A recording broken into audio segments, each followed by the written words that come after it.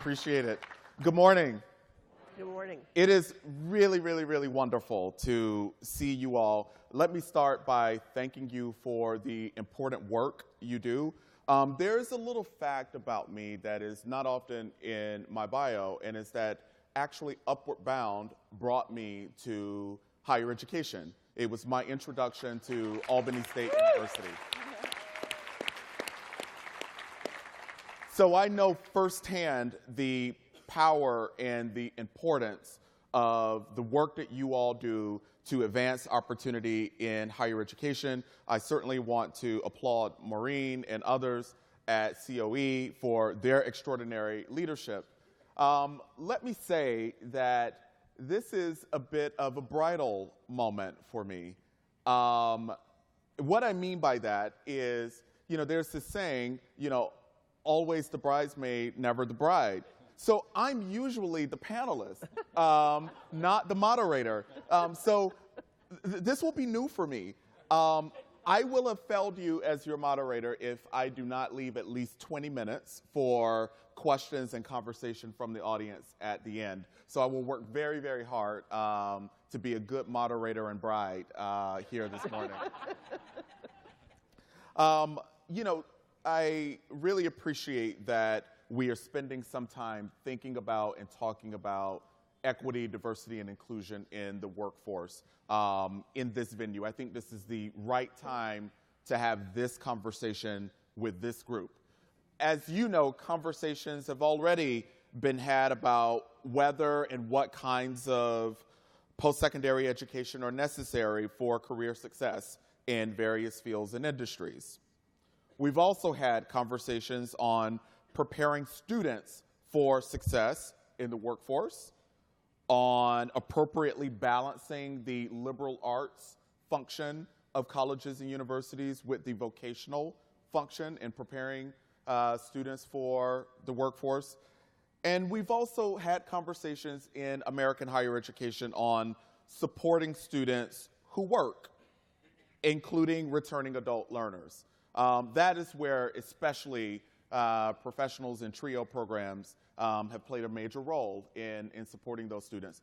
I am not going to argue that we ought to somehow discontinue those conversations. I am just simply acknowledging, though, that those are the ways that we have been talking about the nature of work as it pertains to higher education.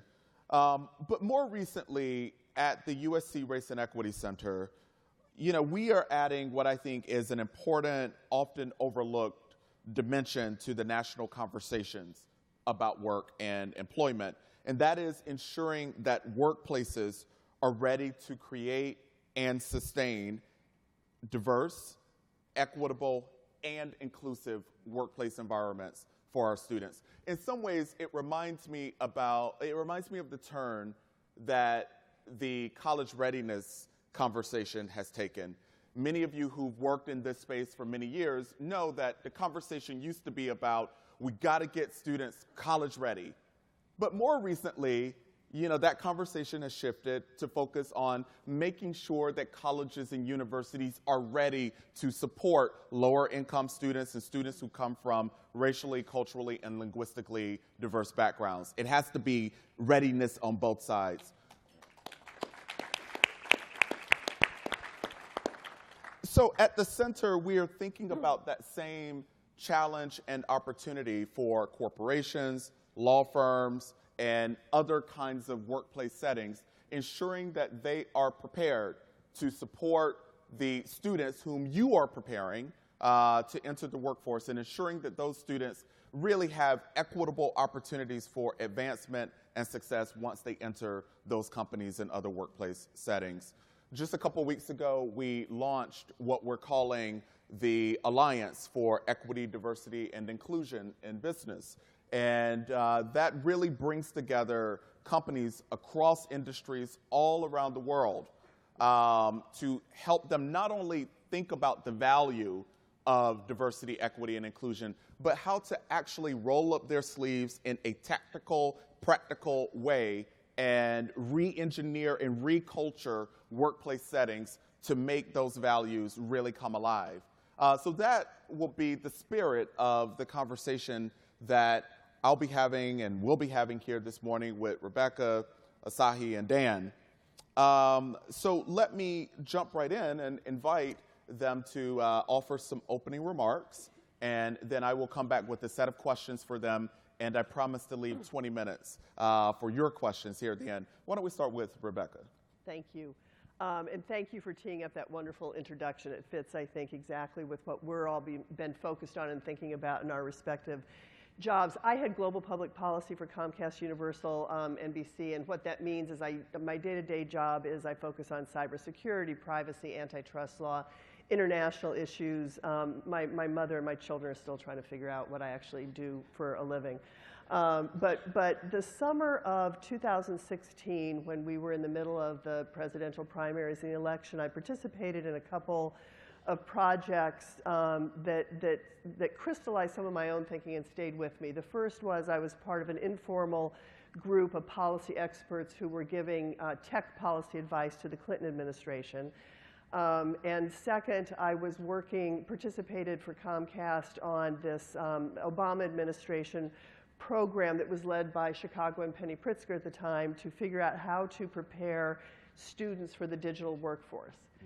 I came out of those two projects really sobered by the scope of the challenges and how, frankly, inadequate our thinking and our responses to that were. And so what I thought I would do today is share a little bit about what keeps me up at night and what causes for hope I have. So we all know that workforce readiness and equality of opportunity are challenges that our country has faced for generations. It goes back to the land-grant universities of the 1860s, the Pell Grants of the 1970s. But I think that that summer of 2016 brought home to me how much more challenging those issues are and how much more urgent they are. And I think the main reason, or a key reason, is the acceleration of automation, artificial intelligence, what the World Economic Forum founder called the fourth industrial revolution. We don't know where that is going, but we're starting to see the beginnings of it. I think that for both of them have the promise of making things better. They can transform transportation, healthcare, education. Kim Jones and I were talking yesterday afternoon about the adaptive learning that's now possible through AI. So there's a lot of promise for good, but one thing we know for sure is it's a double-edged sword because it already has disrupted employment. So it's both utopian and dystopian. Routine jobs are probably the ones that are most subject to being displaced by automation or being supplanted by automation. But even those traditionally safe, elite occupations of being a lawyer and being a doctor are looking a little less safe. We were in the green room now talking. We're many of us former lawyers. Would we encourage our kids to be lawyers? Don't know. World Economic Forum came out with a study that showed that I think it was 65% of kids in grade school are going to be having jobs that we don't even know what those jobs are now. So there's a huge amount of uncertainty. Nobody knows the answers to it. There's no magic bullet. One of the things that I learned again that summer of 2016 was there's some emerging consensus, and you guys have all, I think, written on this, and your groups have, of some of the things we need to do. We need to have better collaboration between business and colleges. We need to have portable benefits so people who are in the gig economy can take them with them. We need to have more apprenticeships and internships. But the key takeaway was kids need to have digital skills. Workers need to have digital skills. You do not need to be a software engineer. You do not have to have a STEM education. But whatever you do, you are going to have basic digital skills going forward if you don't already now. So we have put, and I'll talk more about this later, our company has gone all in a program to encourage adoption because still, there's a huge gap between the number of people who can get internet and those who actually have it at home. And you have to have it at home. You can't do a college application if you don't have internet at home.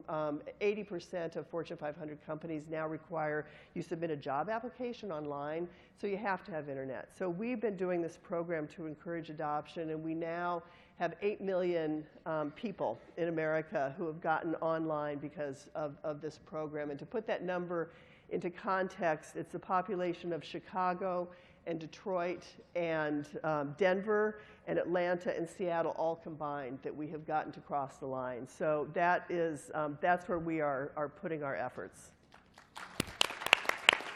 Great. Thank you. Thank you, Rebecca. Asahi? Hi, everyone. It's really, really terrific to be here with Dan, with Rebecca, with you, Shaun. I have to say, my life has been marked by opportunity. And as I think about that, I was born in Guyana, tiny country in South America, less than 800,000 people. And my family of 7 immigrated to Brooklyn, New York.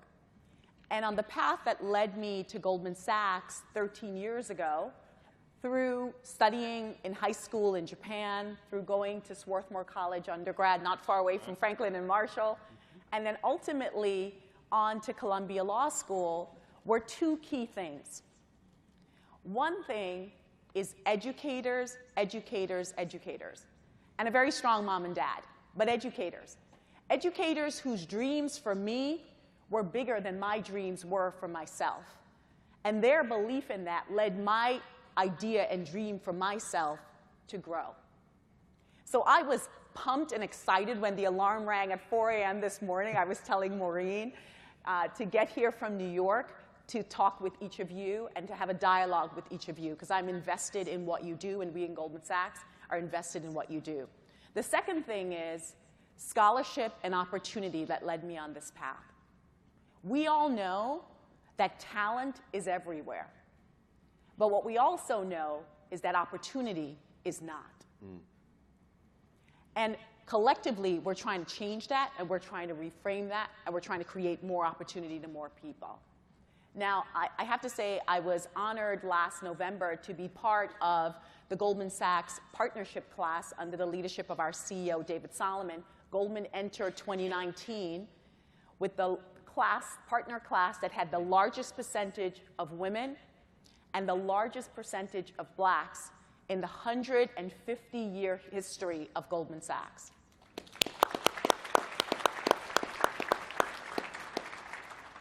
I'm honored to be the president of the Goldman Sachs Foundation, and I can tell you I'm personally committed to using Goldman Sachs' resources, our expertise, and our long-standing culture of service to make good on that promise of opportunity to more individuals. Over the last decade, the firm has deployed $2.5 billion across our philanthropic footprint. Here's why it matters to you. That includes $350 million specifically earmarked for needs-based financial aid, right, from 2007 to now, to over 400 colleges and universities around the globe. We know that's critical to our workforce. In addition, we've provided business education and access to capital to over 70,000 entrepreneurs in over 80 countries around the world through our 10,000 Women and our 10,000 Small Business program. Why does the entrepreneurship piece of what we do matter to you? And it was so important for me to be here and talk with you today. Through our entrepreneurship program, we create jobs, we create growth, and we create opportunity in that way as well that are in the communities in which we work and live. And we all know the ripple effects of investing in youth. And through our entrepreneurship programs, we've seen the ripple effect of investing in entrepreneurs who build that blast radius and ecosystem of opportunities in terms of jobs and upward mobility. So I look forward to the dialogue more today with Shaun and Dan and Rebecca. Thank you so much. Great. Thank you so much, Asahi. And I have to say publicly what I said to you privately, that I am really impressed that you flew here from New York this morning. That was very brave of you and impressive. Dan. Thank you, Shaun. It's great to be here on this panel and to be with all of you. I'll introduce myself through the 2 institutions I've been working with recently. First, Franklin and Marshall College, which is a liberal arts college located in Lancaster, Pennsylvania, about 2,400 students, where I was president from 2011 to last year. And Barbara Altman is the president today. She's doing awesome work. And when I was at Franklin & Marshall, we developed a talent strategy that could sometimes be described through the acronym FUEL. And our goal was to find, underwrite, educate, and launch talented students from the full American mosaic. To do that, we tripled our need-based financial aid program. Thank you for that $400 million. It didn't all go to F&M. We tripled our need-based financial aid budget. We ended the practice of merit aid, which some schools need to use, but we chose not to. We ended the practice of gapping, which is when the student doesn't get the full package that they need to go to the school. And then we focused a lot on trying to create holistic student growth through everything we did at the institution. We recruited a colleague named Donnell Butler, who led our efforts at developing student success strategies. And we didn't do it all the first day. We did it in partnership with the students as our Pell Grant population, our domestic student of color population, our rural population, our immigrant population all tripled.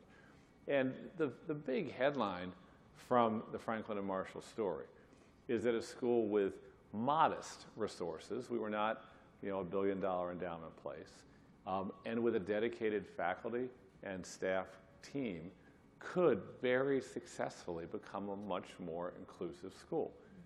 Did we reach the promised land? Of course not. Working at it.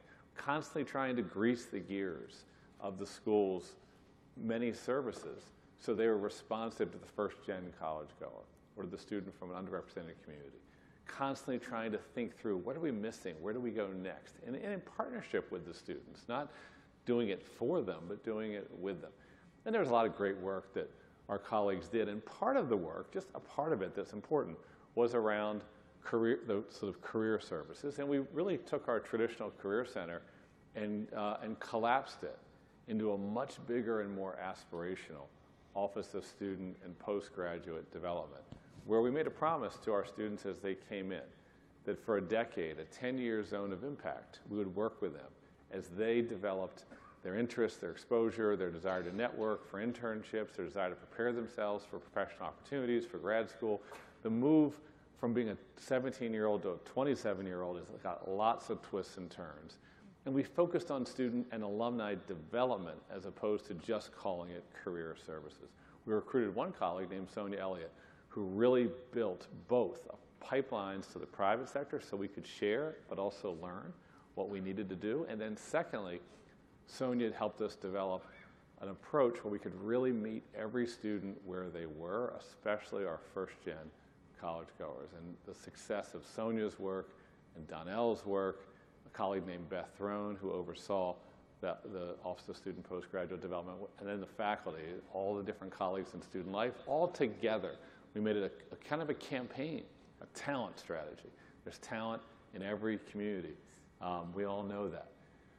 We built pipelines with lots of schools, programs that were serving first-gen college goers, certainly Upward Bound and Trio, and many others around the country. That gave us this joyful feeling of being partners with those that are preparing young people for our school. Now I work as the CEO of the Aspen Institute. And the Aspen Institute is a global nonprofit. We have about 90 programs, but really what we do is we make change by bringing people together and sort of convening inclusively to focus on the big problems and issues of the day, and then by creating initiatives and programs and projects that actually make a demonstrable impact towards change. My colleague Steve Patrick is here. He leads our work with Opportunity Youth. We work with community colleges a great deal. We award the Aspen Prize every year, the top performing community college. We work a lot on family-centered strategies for helping children and parents empower themselves, move into opportunity. We have a number of leadership programs for educators and for change makers and entrepreneurs around the country. And I just would say to remember that, think of us maybe as a friend and a partner, and we could do some good work together, but also we're an employer. And there's nonprofit organizations in every community all around the country doing incredibly important work. Your students, these great assets to this country and this planet, are the ones we want to be recruiting. and including and involving and propelling into the greatest social impact they would like to make. We have work to do too, to become more inclusive, to focus on equity more effectively, to partner with those with whom we co-create even better, to create differences in local communities. And I think a big key to that is your students right now. And so I hope you'll also be encouraging them as they're thinking about making meaning with their lives professionally, to look at all those different people-serving ways of working, including, of course, like you, in higher education. So thank you. Great. Thank you, Dan. As you all know, there is often a strong sense among many that in lots of companies, diversity and inclusion efforts are more about public relations than they are about more substantive matters. Could you help us very succinctly here understand the business case for diversity, inclusion, and equity? I want to especially punctuate the equity part of the conversation, which is often missing. So I am very proud to say that at Comcast, we actually walk the walk. Our workforce population, first of all, is spread across the entire country. So we have people working in virtually every state, and that makes a difference. We're not just focused in Silicon Valley or in DC. Two-thirds of our workforce is diverse, and at the vice president, which is a fairly senior position, half of those employees, half those vice presidents are either people of color or women, and half of our workforce reports to a supervisor who's a person of color or a woman. So Forbes gave us the ranking of #1 and #2 in workforce diversity for the past 2 years, and we're incredibly proud of that. But let me say, it did not happen by accident, right? So the leadership has to come from the top. To Dan's point, you don't do it in one day. You do it with persistent effort. We, for example, tie our management bonus to your team's D&I numbers, because you need to send a signal that it's important value, and that it's important to everybody who works inside the company. So I think that it's time. We're done now. I think with the notion of there's excuses of the pipeline. As Asahi said, there's talent everywhere, and so I just want to do a challenge, I think, to everybody out there. The reason we do it is not only because it's the right thing to do, but because it makes us a better company. I thought some of you saw the video that was yesterday of our engineer with a student who came up from Miami, and what she said was exactly right. If we're going to be doing good stuff, if we're going to be doing good products and innovation, we need everybody in. Yeah. Look, I think Rebecca's absolutely right.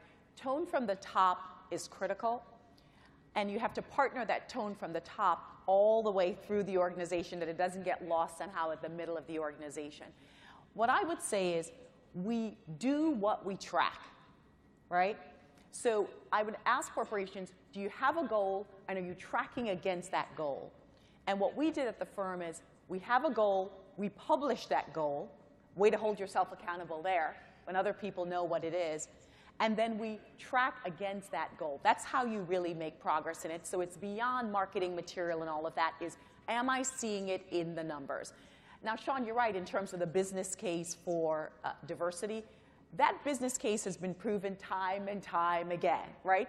The data's in, the research is in, that companies who have more diverse leadership, recent McKinsey study, they're 33% more likely to outperform their peers. Now, I would ask any CEO, any board, any shareholder, would you want to do something that makes you 33% more likely to outperform your peers? Would you have, I'm not sure I want to do that. You'd say, tell me what it is, and I absolutely want to do that. And I'd say, have a diverse workforce. That's going to be your way to do that. Yeah, great. Dan, I actually want to put a spin on this question for you. What do you think companies can and should do to help higher education leaders and people who work with students better understand their commitment to diversity, equity, and inclusion? Okay, so I think that the business case for colleges for diversity, equity, inclusion is that diverse groups outperform groups that are homogenous, and there's a massive amount of talent under-included in educational opportunity all across the country.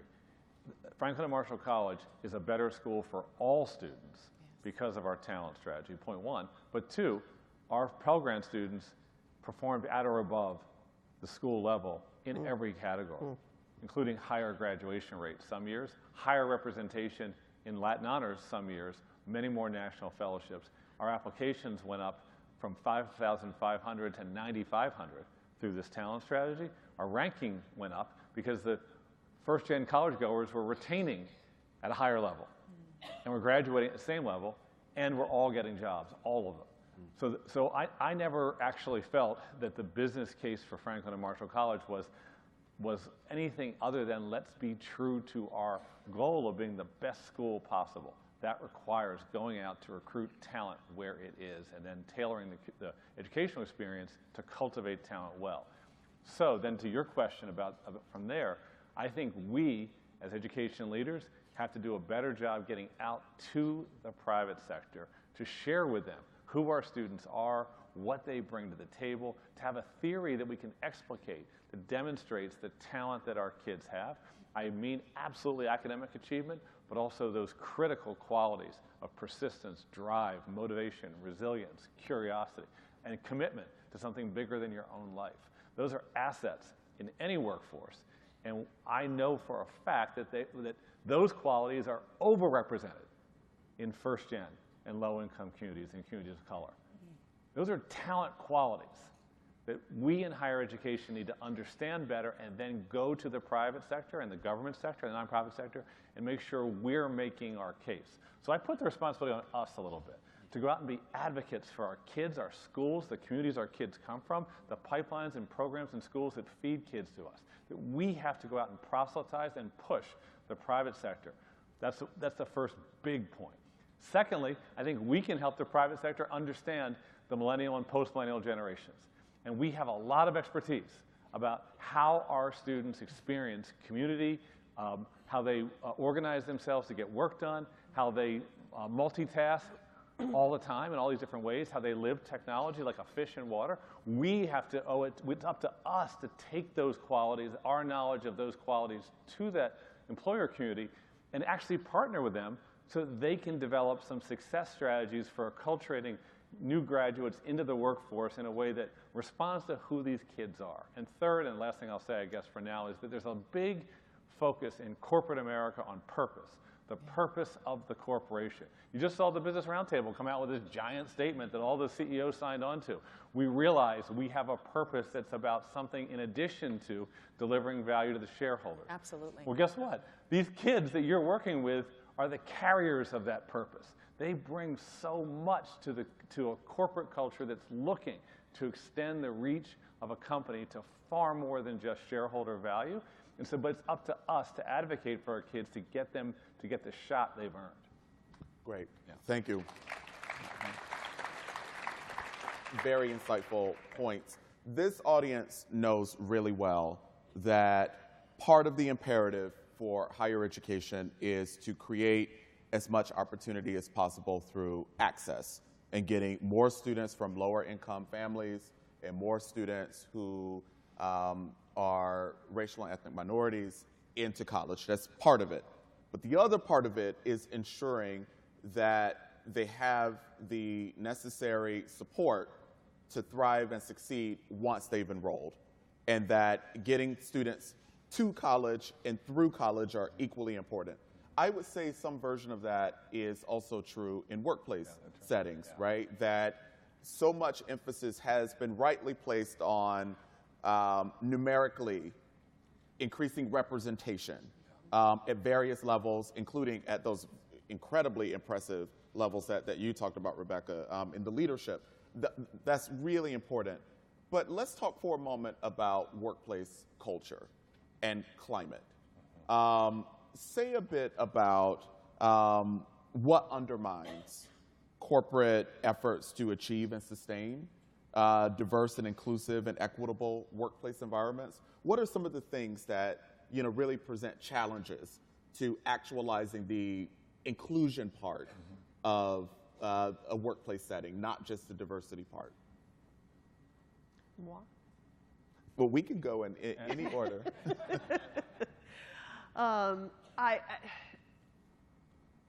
I think about it's the same phenomenon in some ways. You think about a kid who's the first kid of their family that's gone to college, and how foreign that may feel. I think sometimes kids who are first generation college kids have that same almost, I don't want to say disconnect, but where you came from isn't necessarily where you're trying to fit into, right? And so you constantly bridge those two worlds for some kids. And so one of the things, I think a couple things. One is you have to not be the only person in the room, right? So it really does start with, I have other people around me who have that shared experience, and that does start with the numbers. So if you don't have that, you don't have anywhere to go, I think. Secondly, I think that it probably also depends on the size of the company, right, to be frank. So there's a lot of, I think, fair criticism of large corporations. One of the things they can do, and I think Asahi probably have the same reaction, is you've got the resources to focus on this more than if you're a startup, probably. And so one of the things we do is we have groups that have come together. I think this has been going on for about 10 years or so, of communities, sub-communities of people who can self-join, and they get together and they just socialize, they compare notes, they compare resources and work strategies. So I think having something structured internally that allows people to find each other is another thing that helps. But I think that, and goes to Asahi's point about the culture needs to go from the top to the bottom. And if it feels artificial, if it feels like it's punitive or we're checking the box, I think the people who come in feel that, right? So it has to be something that feels genuine and feels honest to people. And I think there's no magic bullet to that. You've got to have people in your culture that at some level genuinely believe in the dignity of all people. And if you don't have that, it's hard to force that on. Yeah, thank you for that. Let me put a spin on this question for Asahi. In our research, we follow students from their undergraduate studies into their careers. And we very often hear from students of color that they are absolutely surprised by the racism that awaited them at the companies and other workplace settings that they entered. I am also a professor in a business school, and I hear from many women, my MBA students, that they're surprised by the sexism that awaits them. As you can imagine, these folks here prepare students to enter these contexts. What advice might you give them about better preparing college students for the realities of racism, sexism, homophobia, transphobia, Islamophobia, and the other kinds of phobias and isms that await them in many companies and in many industries? Well, Shaun, I think I would hearken back to when I entered Wall Street 22 years ago. I had very little background, except I had a tremendous hunger to succeed, and frankly, wasn't quite sure how I would navigate those waters. It wasn't the dinner discussions that I would have around the dinner table. It was about trying to succeed, but my parents didn't know the path exactly how to get me there. So what would await, what was on the other side was unclear. I'll take you behind the veil of what's on the other side. On the other side, and I can speak for Goldman Sachs, but I've worked at other corporations as well, you've got policies, procedures, people in place whose day job it is to ferret out that kind of thing in the organization. And I can tell you, having worked as a lawyer and compliance officer, that they are laser focused on finding it and getting it out of their company, because it doesn't serve anyone, right? And it's toxic to the culture. Having been on the outside before I came in, maybe I had a bit of skepticism about that level of commitment. I can tell you the level of commitment to weeding that out is absolutely there. Now, are there bad apples everywhere? Yes, but the whole point is have a laser beacon, find it, and get it out of the corporation and get it addressed. And actually, the Financial Institutes Association has a concept called rolling bad apples, where a bad apple leaves one organization and sort of makes its way to another organization, and processes and procedures to weed out those rolling bad apples so they don't roll other places as well and create a toxic environment. So know that on the other side, all of those things are genuinely in place. And people know genuine. If there's anything you can sniff out is authenticity, and I can tell you it's there. Yeah, terrific. Dan? I'll say that this is about nonprofit culture as well as for-profit culture and also higher education. I think the biggest obstacles, I think, are really structural racism, implicit bias, and white privilege. So like that's there.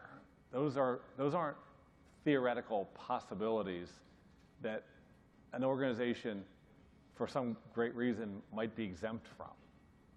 They're just big societal factors that have to do with everything from how our neighborhoods are constructed to what gets advertised where, to where there's educational opportunity and where there's not, to how the safety net does or doesn't function, and more and more.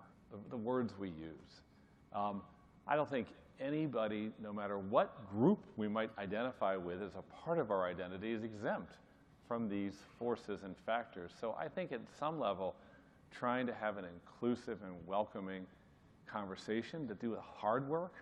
It's like going to the gym. It hurts the first time you go to the gym. It's easier, hopefully. Right?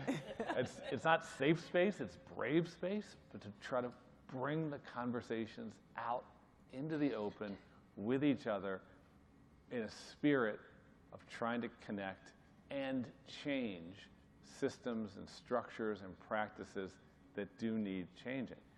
There's more to say, but I do think that if there's a problem, the problem is us, and I think that the problem is disproportionately the responsibility is to, I believe, the leaders that come from privileged communities. I believe, that men, white men who've had backgrounds that have been full of opportunity, we have to unlearn some of the things we think we know about life because of our own life experience. And so we better put both our listening ears on, but also our roll up the sleeves and non-defensively make changes that our colleagues know we can make as an organization. Yeah.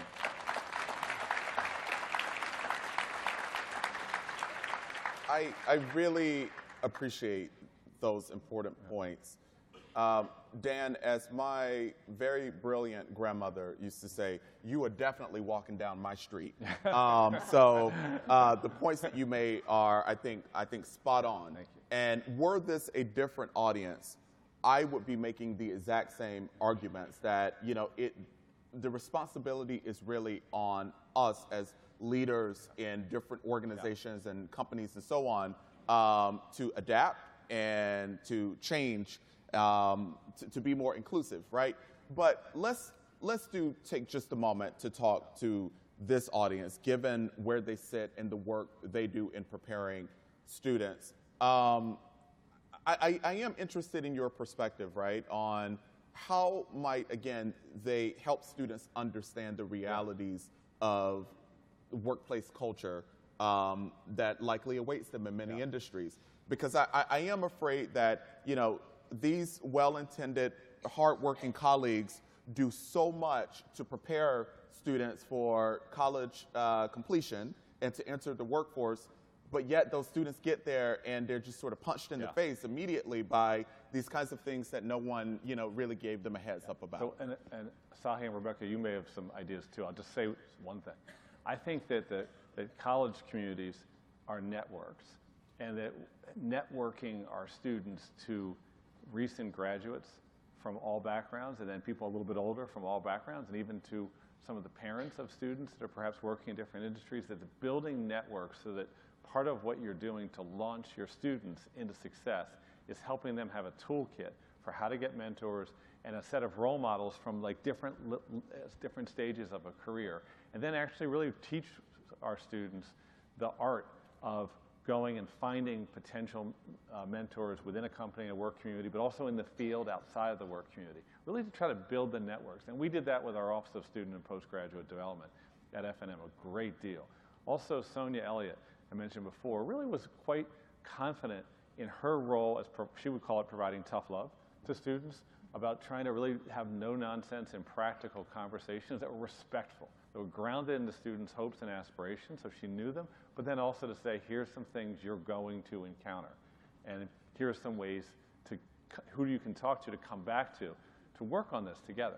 And I don't think we've created perfection, but a running conversation so that these topics are not kind of like under the table, never really talked about. I've done something with my younger, my mentees, especially who are women, and I've said this very directly. I know a little bit about the culture of some high competitive companies in New York City, law firms, management, consulting, whatever.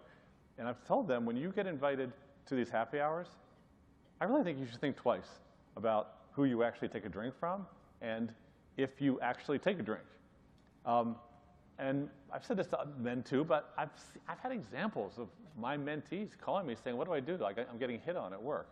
And so I think it's better to try to bring the conversation out and have it be real, but not just us alone, but the networks of your alums and parents and faculty you can generate as mentors. What I like about your notion of networks, and I think this is just right, is that these networks, and a network as powerful as COE and TRIO programs, they actually have a lot of power. That's right. And they have the power of communicating particular realities to the students they serve. You know, my students who are advisees of mine and students in my classes, they have a lot of agency, and I embrace and promote that agency. But I also take on a bit of caretaking for them, and I say to them, that's not a place where you want to work. Reputationally, you know, it's not a friendly place, an inclusive place for women, for queer students, for students of color, and so on. I think that we have to, part of our educational responsibility is to better understand more about the context of work that our students are entering, so that we don't send more students to places that are going to be toxic and debilitating for them. A few years ago, I had a circumstance where a mentee of mine was sexually assaulted at a famous company. And this student called me after it happened at like 2 in the morning. And I became this person's ally in processing what happened and in finding the resources for some of the different factors that were needed, including an attorney. And then the company wanted a mediation, which was in my student's interest because she wasn't going to win in a criminal case. There was no chance of that. And so I became her mentor in the mediation along with her attorney. And I saw this prestigious law firm marshal an unbelievable attack on a 22-year-old. Bringing in, as the outside attorney, a woman who was an absolute force of nature, all to try to make this go away.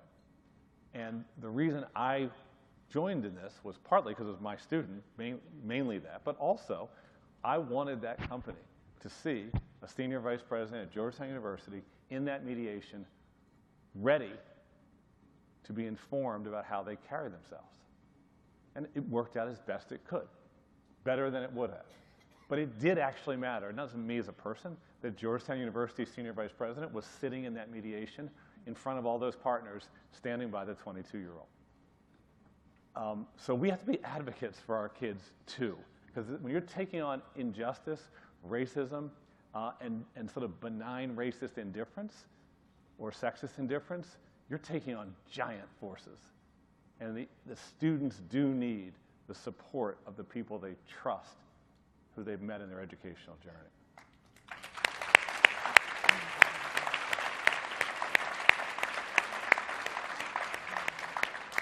Thank you, Dan, for the ways that you supported that student. That's really significant. Okay, listen, my biggest bridal responsibility at this point is to open this up in 12 minutes for some Q&A from you. So, you know, do start thinking about questions that you may pose to our panelists 12 minutes from now.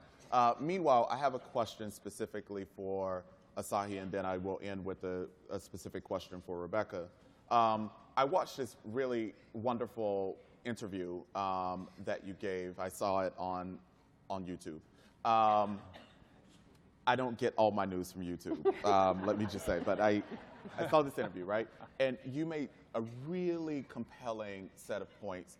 I wonder if you could talk here to this audience. It's about the whole notion of recruiting only from elite institutions. Oh. You know, certainly there are TRIO programs at elite institutions, but the overwhelming majority of them are not at elite institutions. Mm-hmm. So how might this audience of professionals who work with really brilliant, very talented, lower income students, first generation college goers, and students of color, get the workforce to recognize the brilliance in those students, so that they will come to places that are not, frankly, the places where I work or the places where you went to school, right? But also represents the fullness of talent and possibility and opportunity. Yeah, absolutely. I think things need to be done on both sides. On the corporate end, I'll tell you that we had to change things in order to see a more diverse population come to the firm. And I'll tell you what we used to do, which was not a very scalable model. The way that we recruited 4 years was we would have senior leaders and individuals in HR. They had a list of schools that they recruited from, and they would put people on a plane, and they would go to those schools, and they would conduct super days and other things, and that's how we got talent to the firm. And that worked for a number of years. And then several years ago, we said, that's not good enough. We're getting people from the same schools, and we must, as an imperative to the firm and our future of the firm, expand that. And what we did is we went to something called a synchronous interview process. And I don't know if a number of you have had students who've already submitted through this process. But it's a video system where the students are given 3 to 5 questions. They answer those questions on video. They could do it on their iPhone, do it at their desk. It's very flexible. And they send that in. And a number of recruiters look at it and make decisions on how they're answering those questions. Let me share with you the stats around that and how that changed, to Shaun's point, where we were seeing schools. So in 2015, we interviewed students from 643 schools. Sounds pretty impressive. 2018, 2019, fast forward, we interviewed students from 1,250 schools. What that's led to is that the majority of our students hired come now from, quote, non-target schools, when we'd spent all those decades getting individuals from target schools, just by changing that process. It's not happening overnight. The machinery takes a bit. But I think this is a specific thing that we've done that I think other corporations can do as well, that's having a measurable difference in terms of the talent that we're seeing. Fantastic. Fantastic. Thank you. Rebecca, do you have some ideas? I know you do. Share them with us about how to best create and sustain strong partnerships and meaningful partnerships between college access and success programs, as well as businesses, to collaboratively advance their shared interest in a diverse, inclusive, and equitable workforce. So let me go back to sort of where I started. When I started out by talking about what keeps me up at night, I didn't get to what gives me hope. And frankly, what gives me hope is all of us, because I think that there is, we are genuinely, all of us, trying to do the right thing, and there's a lot of people out there that are trying to do the right thing, and so there is cause for hope. I would say one of the ways that we partner most closely with the broadest range of groups that are out there is, again, through that Internet Adoption Program that I mentioned early on. So it's an example. It's a case study of how you can do that. We, back in 2011, recognizing that there was this huge gap in who was online. So in the U.S. now, wealthy suburbs like Palo Alto and Bethesda, where I come from, the number of people, the number of households who have internet at home is about 95%. In Trenton and Flint and some neighborhoods in Chicago, it's about 40%. And so the biggest obstacle or the biggest differential on whether you have access to that basic skill is largely age, as you'd expect, and also education, which is quite stark, but it's income as well. As we've been talking about before, and as Dan talked, a lot of these things it's just a component of deep structural poverty. So the same people who are not online are struggling with a lot of other areas, and so it's a challenging problem. We started out this program based on a lot of research on what keeps people from getting that basic skill, and it's digital literacy. Fear of it, I don't need it, I don't trust it, is always the first one. The second, I don't have a computer, and the cost of the service. So we put together a program called Internet Essentials that addresses each of those elements. We keep on working on it. We keep on refining it. We do research with John Horrigan, who had been part of the Obama FCC group that looked at adoption. One of the things that we've found, that he found, and that we find as well, is the main predictor of whether you're going to cross that digital divide line and come online is whether your community of people expects you to have access. So do your friends, does your school, does your church? That is the single biggest predictor. In our experience on this program that is out there in every community we serve, our biggest predictor of success is, did we find partnerships with, and primarily it's the schools. So the educators know that their kids need to be online. Those schools that we have good relationships with are the ones where we're seeing those kids and their families get online. So we started the program out with families that have, low-income families that have kids in school. We extended it over the years. Just last month, we announced that it's available to anybody who is low income. So veterans, college students, anybody. So we tripled the number of eligible households. But how we are able to do this is through partnerships with the educators and the teachers in the schools primarily. So if any of you out there aren't familiar with this program and want to bring it to your school, grab me, grab one of the folks that are here, grab Maureen, and we'll connect you with the right people. But part of the lesson of this goes back to, I think, one of the themes today is it's hard work. You know, a lot of this is just continuing to push and push and push to get these people, to get the kids where they need to be. You know, Shaun, those are great points, but I just want to add one piece to it too, which is that just as companies are doing the things you're doing to seek to widen the net, to have a more proactive approach to finding talent in all communities around the country, around the world for that matter, at the exact time that's happening, our country is disinvesting from higher education. It's not right that 45 states are funding public education lower today than they were before the recession. Yeah. And it actually, and the cost shifting that's happening to families is disproportionately affecting the exact people we're talking about right now, the exact people. Look at all these flagship public institutions in different parts of the country that now have a majority out-of-state residents going to their schools because, yes, they're good kids, but also they're giving them a discount on the out-of-state rate or a scholarship, and meanwhile their own Pell Grant students in-state aren't getting access to those schools. So we got to do our part to help you be able to do your part, because if the institutions you want to broaden your outreach to are actually being cut so they can't provide the quality of service that will give the alum that you want to recruit, then that's on us too as a society. And just to follow up on that, one of the things we had talked about as we were collecting our thoughts for this was, and it was something Maureen raised. I hope I'm not preempting a question, but what do you do about kids who get the message that you're not college material? And of all the things we talked about, that was the one that stayed in my mind the most, and that I noodled over with my friends and my family as I was getting ready to come here. And part of it is because we're seeing all these data points that raise very serious questions. One of them is the rising cost of college. College tuition has tripled in the last 20 years.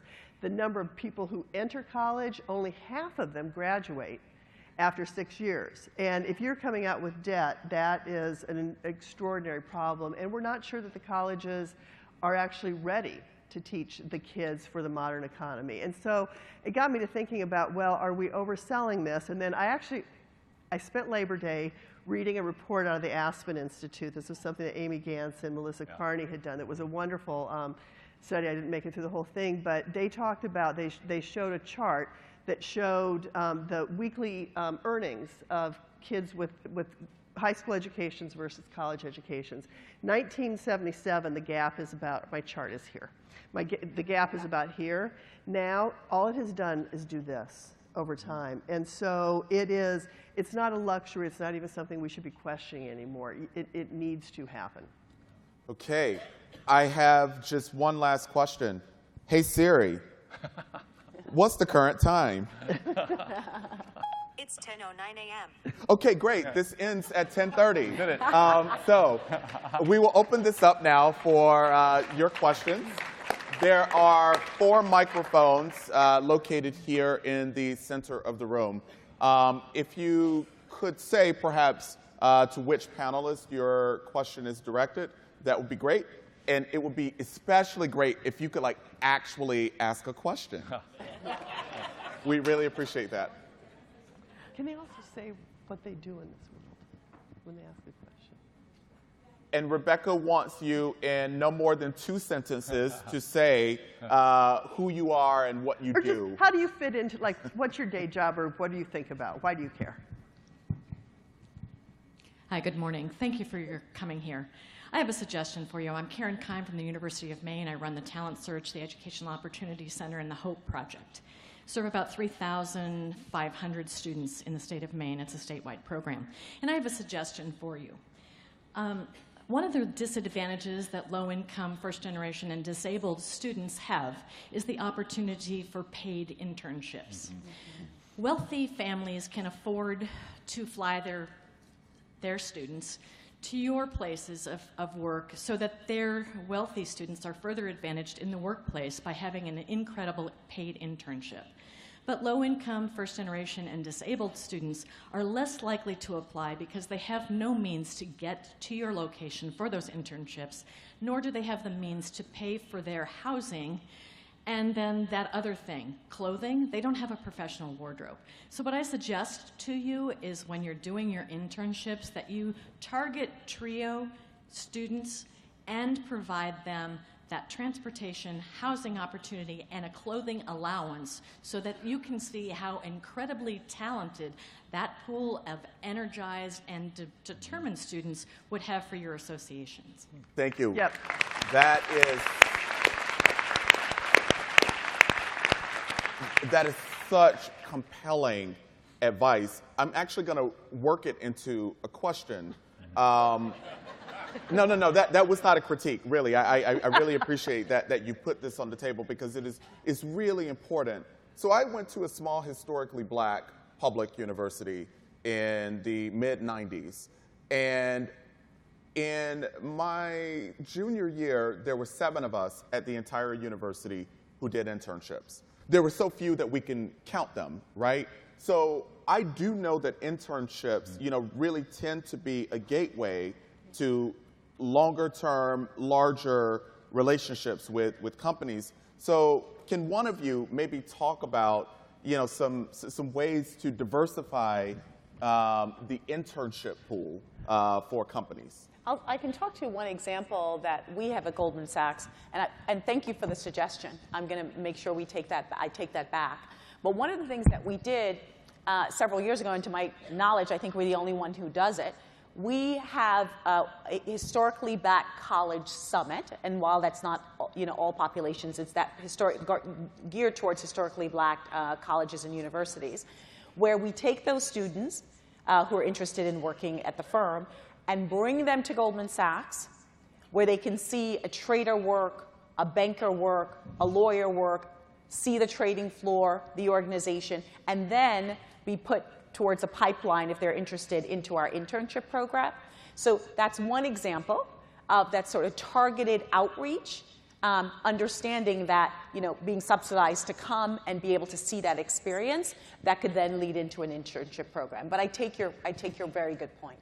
Great, thank you. I totally agree too. And internships, I think internships are so critically important for the following reason.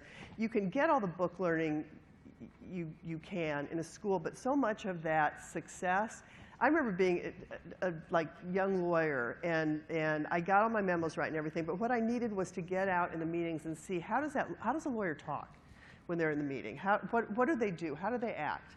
And I think just that ability to lift the veil and see what those people do when they go into that office. There's nothing that's more calming. Depends on the office, I suppose. It could be scary, but it gives you the confidence that there's not some magic there. And so I think the internships are critically important. We, on an informal basis, make an effort to reach out to kids from not the traditional schools. It's not, I have to say, it's not systematized, but we have, there's a foundation called the Emma Boland Foundation that was founded. Emma Boland was a civil rights activist who worked to get minority kids into media and entertainment. And she, along with another civil rights activist and the father of Steve Burke, who now runs our NBC, started this foundation to get minority students in a pipeline for internships in media and entertainment companies. They get, it's a summer program, they get both tuition help and they get money to use whatever they want it for. And we've now hosted 350 of those kids ourselves, but that's just another example of something that's out there that's targeted to a particular industry. The Aspen Institute banned volunteer internships a couple of years ago. You can't have one. It's pay only. That's something that would be good for more nonprofits to move to. Of course, people are strapped for money, but it's essential to address. At F&M, really exciting some of the steps that we took in order to get donors to give us gifts, which I really encourage you to develop. Go to your development office and say, what could you do with $20,000? Could you help 3 students supplement a paid internship with travel costs? We created a clothing closet. Done wrong, that would be stigmatizing, but done right, as it was done by Sonia Elliott, it really worked. We really were able to do some good work there. And I think partnering with the kids is the key thing. Also, in your own institutions, are there volunteer internships? There really shouldn't be. We really should make the cultural norm in nonprofit organizations paying kids. And then the last thing, you all have work-study jobs. If it's possible to get the employers in your colleges and universities to define the jobs a little more with the lens of what skills are being developed for life after college, that could really pay off. Yeah, very smart. Yeah. Okay, let's go here, and then we'll come down here, and we'll maybe end here. Hi, Catherine Friedman from Diablo Valley College in the Bay Area. I think we all can agree that we are seeing more diversity in companies. However, we're seeing it in the entry level. So what is being done or can be done to bring the diversity to the top? Let me actually point that question specifically to Rebecca. Because again, I think that the Comcast story is a really inspirational one. How did you do that at Comcast? Yeah. And could you remind us of those two data points again? So the data points are that at the VP, and that's pretty senior level. It's not here, it's like here. Over half of our employees, over half of our vice presidents are women or people of color, and over half of our workforce at that level is reporting to a supervisor who is a woman or person of color. And so I'd say one of the things, again, it goes to there is no pipeline problem. But if you would look at our company at the senior level, the level of I'm at, if I look at our DC office, we're probably 60%, and we're all senior people of color, or women, or both. So one of the ways, a couple things that we've done, one is there's there are 10,000 organizations out there, so again, go to the no excuses approach, that help people help organizations, help companies find people in the pipeline. So you need to partner with those to get an expanded universe of people you're drawing from. Second, and this is just an example of a vehicle, is there's this thing called the Rooney Rule. I don't watch football, so I can't attest to this, but I'm told it comes from football. That if you are a team that's hiring a management person, you have to have either, in the slate of candidates, you have to have either a woman or a person of color. We, for years, doubled down on that. And for every job that's at the VP level or above, so again, that senior point, the interview slate has to have both a woman and a person of color. And so what we've seen since 2010 when we started that was, again, at the VP level, the number of women, the number of hires we've made has gone up by 77%. For vice presidents, for director, which is the level just below it, but a serious responsible level, they've gone up 70%. For people of color, at the VP level, it's gone up 90%, and that's since 2010. And at the director level, it's gone up 135%. And so it can happen. Fantastic. Thank you. Let's go here. Okay. I'm Kate Trombley. I'm the director of an educational opportunity center that helps adults to go back to school, many of which are high school dropouts and end up coming back as adults. So I have a two-part question. The first of which is I deal with a number of adults that are currently incarcerated that are coming out into the workforce and into higher education. What are you seeing at your level to assist those individuals in getting into the workforce, getting educated, and getting the skills they need to move into positions like this? And two, do you have any recommendations for those adults that are already facing the age difference, and the competition is fierce? So they're looking at themselves saying, I'm 35, I'm 40, how am I going to make it there when I have an 18-year-old or 20-year-old that maybe is already in college? So there's two parts to that question. Such important questions. Thank you. Why don't we have Dan take that one, and then we will leave the last one for Asahi. Okay, thank you. So well, you know a ton about this, so I think one thing is to make sure that employer communities and higher education communities learn more about adult students and returning students. I've got a little personal experience. My mom was a single mom who went to college in her 30s and worked in the day, went to college at night in summer school while raising me and my sister in Baltimore City. And you know, I know how hard that was. She didn't just get her BA, which she did at the age of 30-something. She wanted more. She kept working. She got her MA. She kept working. She got her PhD. And Towson University and University of Maryland in Baltimore were incredibly supportive of her. I think they bent the rules here and there.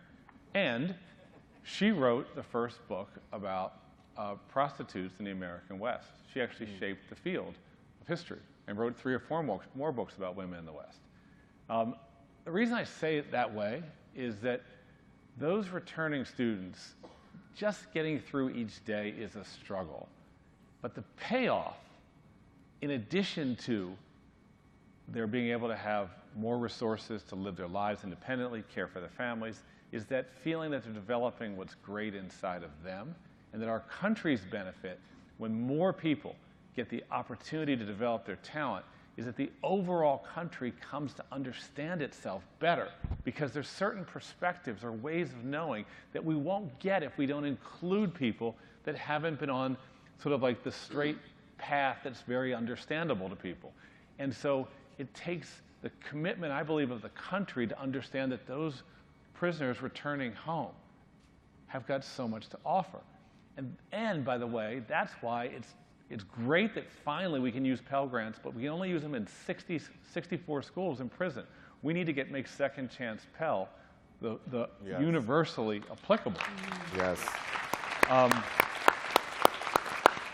So I'm sort of speaking at the moral level just because of the inspiration that your question provides. And morally speaking, if we can be a country that figures out the ways to empower that group of people, we will be a better, stronger, more resourced country for all of us.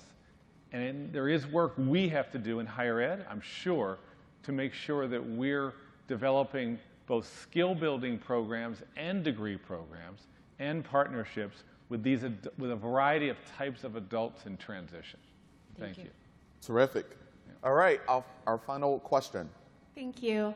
My name is Leela Magdaleno, and I'm from the TRIO Student Support Services program at Oregon State University. We're a large state university in a sort of rural area with a lot of Oregonian students that come from rural areas in Oregon. I just followed you on LinkedIn, Asahi, and I'm wondering, when you talked about your asynchronous interviewing for your company, how I'm starting a career preparation course for seniors in our program, and I'm wondering how we could get our students to be a part of that, or how we could receive information to use that as a tool for our students. Yeah, I'm happy to talk with you offline, but for everyone here, you can go on the Goldman Sachs recruiting website, and the information is there as to how students would be able to apply. And I think you should talk to them about the process before, which I'm sure you do, in terms of when they shoot their video, responding to the questions, the 3 days that they have to respond to the questions. It's funny because Shaun had asked me, what do we look for? And as we talk to educators, what are the things that we as employers are looking for? And I lean very much towards the things that can't be taught. Or rather, I'm talking to educators, the things that are hard to teach. Because you guys would find a way to do that. I look for people that are hungry. That sort of Hamiltonian, I'm not throwing away my shot, right? People who are really, really hungry. People who have a point of view.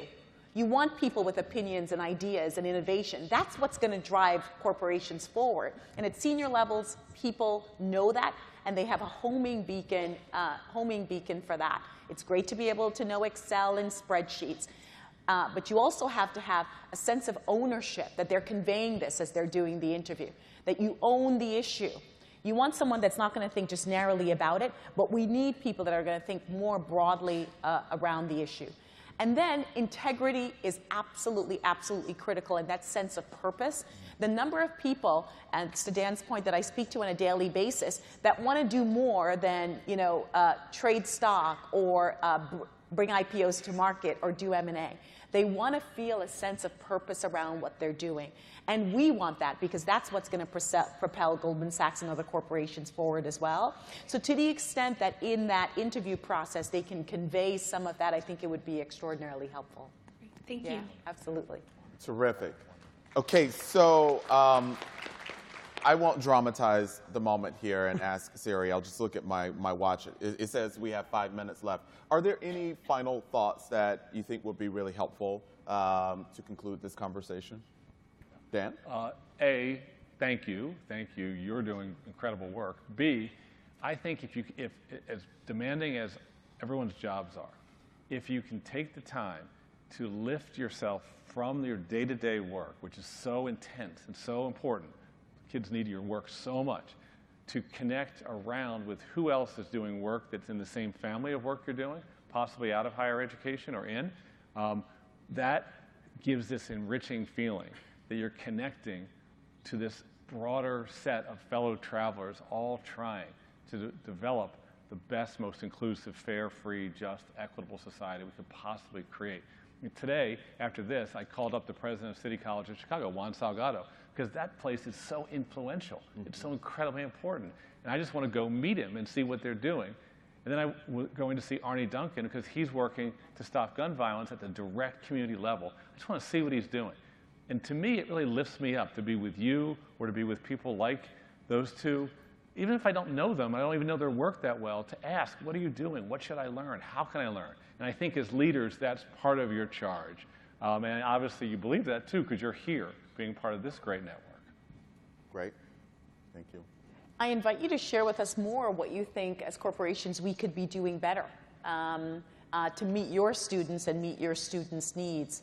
We've certainly been doing a lot of work, and we're doing the best, I think, with the information that we have. But to the extent you have more things to share, that invitation is out there because we want to get it right, and we're committed to getting it right. Terrific.